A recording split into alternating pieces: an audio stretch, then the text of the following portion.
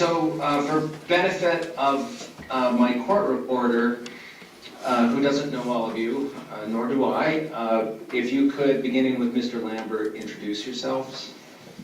Good morning, Your Honor. Marty Lambert. I am Special Deputy County Attorney for Broadwater County and Special Assistant Attorney General. I will be representing the state of Montana in this case.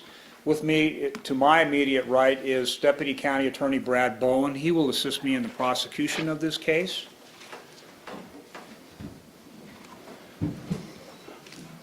Good morning, Your Honor. My name is Brian Gallick. I'm an attorney in Bozeman, Gallick, Brimmer, and Beloy, here on behalf of Laura Obert.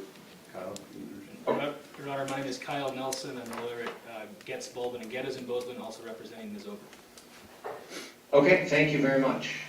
Please be seated. Thanks. Mr. Lambert?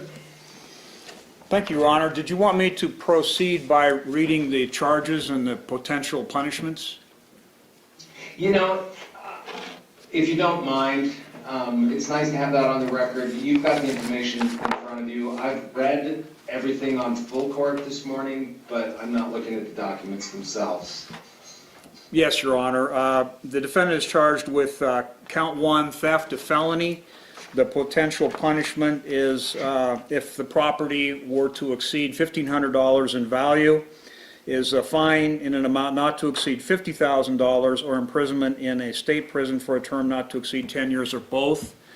The defendant is also charged with count 2, which is official misconduct, a misdemeanor.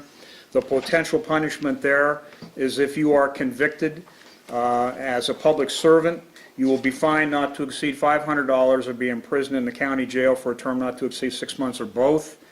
A public servant who has been charged as provided under Montana law may be suspended from office without pay pending final judgment. Upon final judgment of conviction, the public servant shall permanently forfeit the office.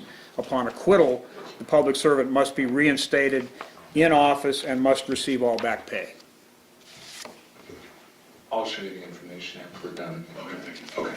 All right. Thank you, Mr. Lambert. So we're here for an initial appearance. Are we also proceeding to an arraignment here today? Yes, sir. Okay. Yes, Your Honor. And, okay, anything further then from any of the parties? No, Your Honor. I'm going to assume at some point we would address conditions of release. I'm going to have no objection to continuing an own recognizance release. We will have some discussion with the court at this time about potential conditions. Okay. All right, so you are Laura Obert, correct? Yes, Your Honor. All right, and Mr. Gallick, is the document you have before you a copy of the information? Yes, it is, Your Honor. Okay, and so Ms. Obert, I'll go over again with you. So that document has kind of an odd name. In Montana, the legislature designated the charging document that prosecutors use to bring felony charges in district courts in the state is called an information. In other courts, it's called a complaint or maybe an indictment or something of that nature. But the information is the actual charging document. So let me start by asking you, is your name correctly set forth, correctly spelled? Yes, Your Honor. Okay.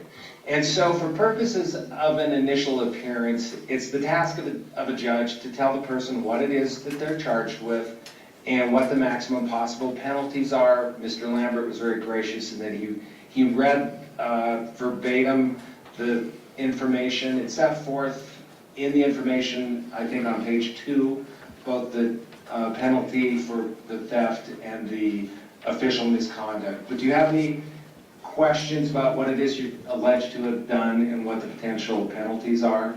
No, Your Honor. Okay. So I just need to tell you that you do have a right to remain silent.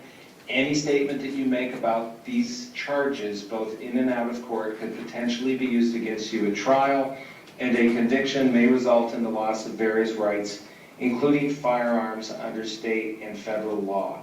So have you discussed the charges, the penalties, and the possible plea that you might enter with Mr. Gallick and Mr. Nelson? Yes, Your Honor. Okay, and I'm anticipating that you're going to plead not guilty, correct? That is correct, Your Honor. So to counts 1 and 2 in the information, how do you plead? Not guilty, Your Honor. Okay, and again, I'll ask Ms. Plymale, the clerk of court, to read the dates, but we're going to set this for a trial, a pretrial conference, and an omnibus hearing. Okay, and it is a Judge Menahan case, and the trial will be set for January 4th, 2021. A pretrial is December 4th, 2020, and an omnibus hearing October 2nd, 2020.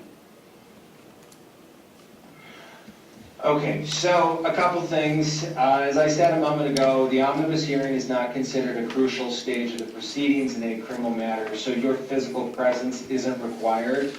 Because the attorneys here are all from Bozeman, I believe.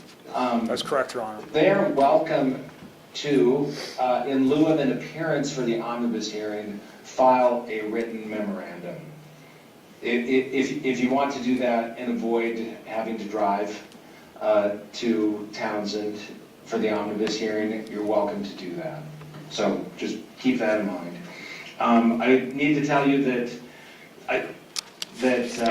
if you wish to offer evidence of good character or raise certain defenses such as alibi, compulsion, entrapment, self-defense, or mistaken identity, Montana law requires that you provide written notice to the state within 30 days of today's date.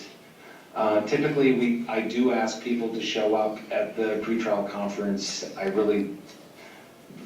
The reason for doing so is just to keep these cases on trial. However, I'm not sure that it's required to have Ms. Obert. She's a longstanding member of Broadwater County. Just let me know at the pretrial conference whether or not the case is going to go to trial and how many days you need, whether or not there are any last minute motions in May or something of that nature.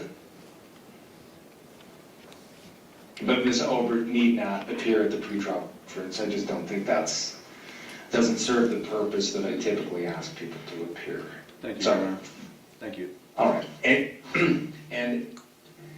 and so I did sign, when I got the motion for leave to file the information and the request for conditions of bond, I sent back, I think, an email to Valerie Hornsfeld and indicated, some of those conditions. I think condition 10, I can't remember, I don't have the file before me, but there was a condition related to contact with any potential witness in the case, one of whom is a close relation of Ms. Obert, and I didn't think that was warranted.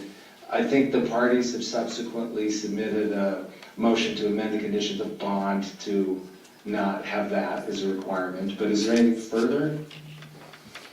Yes, Your Honor, regarding contact with the other two county commissioners who are also listed as witnesses, Mr. Gallick and I talked about that. We want to present some language to the court that would be most efficacious for Broadwater County and those two commissioners and Ms. Obert on how they would conduct business going forward, but in a way that would not run afoul of Your Honor's conditional release order. We think we can find language that's agreeable to where we can protect the situation regarding witnesses in the case and at the same time let the county conduct business, and hope to submit that to you sometime next week. Okay, and I anticipate that this would be something in the order of Ms. Obert is free to conduct business related to Broadwater County, but can't discuss any of the circumstances regarding the allegations against her. Basically, that would be correct, Your Honor. Okay, and Mr. Gallick? Your Honor, I agree with Mr. Lamberts. I'm confident that we'll be able to work out some language next week.